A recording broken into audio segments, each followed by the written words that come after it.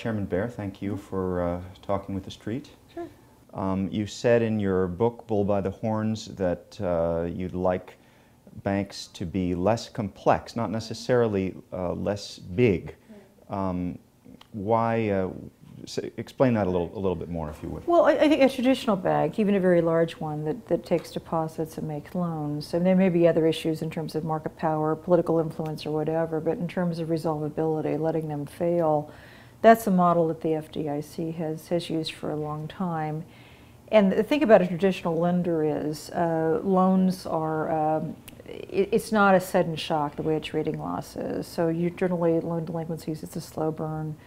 There are times the accounting is, they're held at book value with reserves against the losses. So there's not a sudden mark-to-market shock to the balance sheet. And there generally can be time to deal with the bank, try to get back to health, or if not, prepare for a failure.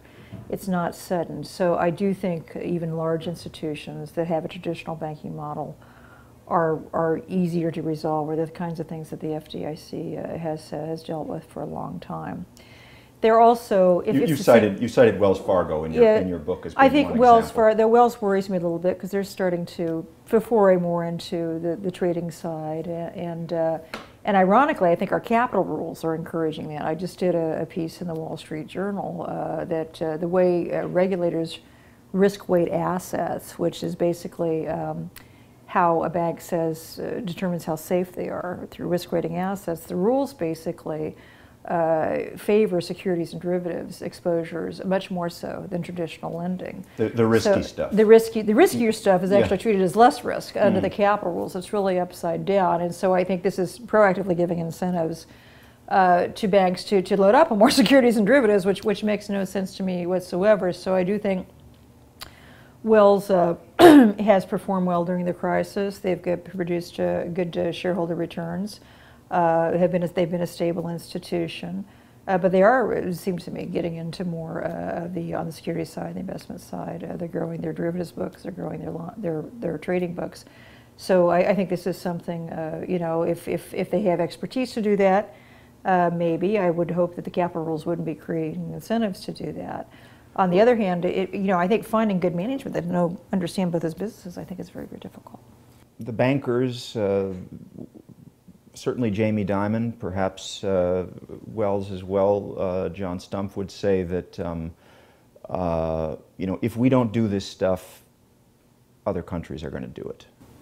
Well, you can do that stuff. Just do it in an institution that's dedicated to that kind of business and keep it outside the safety net. I mean, I think, you know, there's definitely value in investment banking. There's value in some types of derivatives and derivatives market making. Most of it I think there's not, but there clearly is some legitimate use for it as a hedging tool. But you know, why does that need to be funded with insured deposits? Why does that need to be supported by the safety net? And we have a long history, and some people don't even like deposit insurance. They think, well, that's too much. But we have a long history of supporting lending activity through insured deposits and access to the discount window, payment processing, traditional commercial banking activities. If you're going to do derivatives, you're going to do securities, do it outside the safety net, force the market to fund it. You'll have much more market discipline if, you know, PIMCO and BlackRock and all the people that you're going to try to sell debt to they're big institutional investors. They have sophisticated people working for them that they can kick the tires and see if you really know what you're doing. But if you fund it outside the safety net, and Chinese banks, let's say, fund it inside the safety net, don't they then become bigger and more powerful? Well, sure. I mean, we could just guarantee everything, right? So why don't we just nationalize all the banks and, you know, just have government backing everything? And that's not. We have a market system. We have a capitalist system, and I think over time our system works better when we let it work and when we let the people who make mistakes be punished and fail.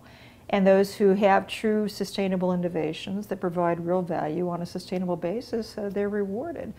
Government guarantees everything that skews economic resources towards the financial sector. It hinders innovation. It supports the big bureaucratic behemoths. I don't want that kind of system, and I actually think China's trying to move away from that. And we should be encouraging them instead of saying, "Oh, well, China's backing everything, and we should back everything here in the U.S. too."